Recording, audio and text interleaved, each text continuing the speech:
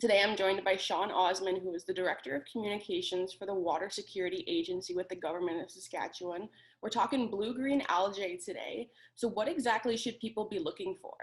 So blue-green algae can be toxic, particularly for pets and livestock. So in high enough concentrations, it can cause sickness. It can cause death in high enough concentrations. In people, if you contact it, it can cause skin irritations, rashes, affect your eyes, that kind of thing. It can also make you sick. So again, we advise people to avoid blue-green algae. If you see it in the waterways, don't touch it, don't drink the water, obviously. Keep pets and livestock out of there as well. And what kind of conditions are required for blue-green algae to form in a body of water?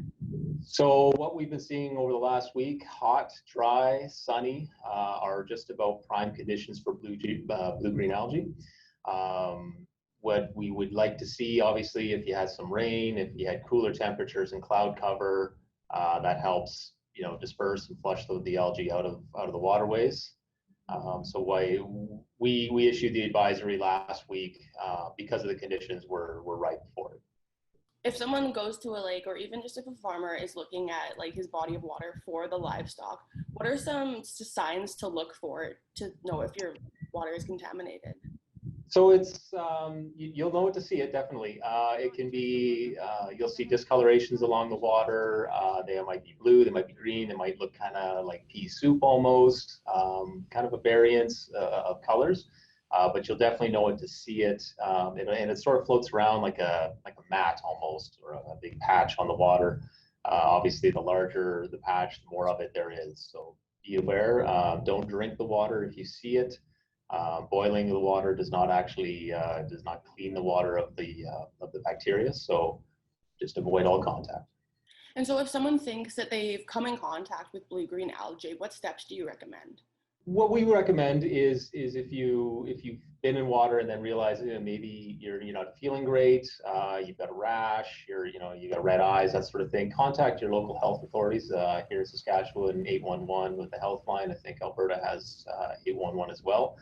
Contact them, let them know, and they will help you, figure out what the next steps might be, medical attention wise. If you have pets or animals, obviously remove them from the source of water. For agricultural producers, you would want to switch. If you find blue-green algae in some of your dugouts, switch your water source for your animals until conditions change, and seek veterinarian help if they're sick. That was all the questions that I had. Are there any other aspects of blue-green algae that you think we should touch on? No, I think we've covered it well. Just remind folks again to get out there and enjoy the water as much as they can this summer, particularly with the heat coming. But be aware and be advised that it's not something to play around with. It's just gross to be in the water. So enjoy, but be aware. Perfect. Well, thank you so much for joining me. Thank you for having me.